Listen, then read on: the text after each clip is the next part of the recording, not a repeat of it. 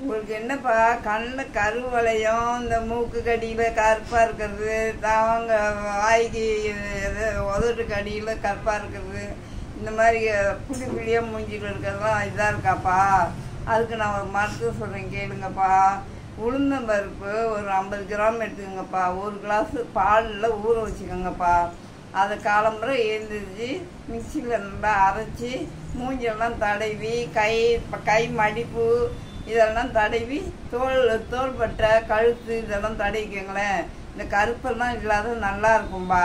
அதை பார்த்து செஞ்சுக்கோங்கப்பா. அதுக்கப்புறம் அதை வறுத்து நுணுக்கி வச்சுக்கிட்டிங்கனாலும் கஞ்சி வச்சு குடித்தாலும் ஒரு வயசுக்கு வந்த பிள்ளைங்களுக்கெல்லாம் அதை கஞ்சி வச்சு குடித்தா வயிற்று வலிக்கு இருக்காது, இடுப்பு வலி இருக்காது. இதை கஞ்சி வச்சு டெய்லி 2 கிளாஸ் குடிக்க வைங்கப்பா. வயசுக்கு வந்த பிள்ளைங்கள எல்லாத்துக்கும் நல்லாயிருக்கும். அப்புறம்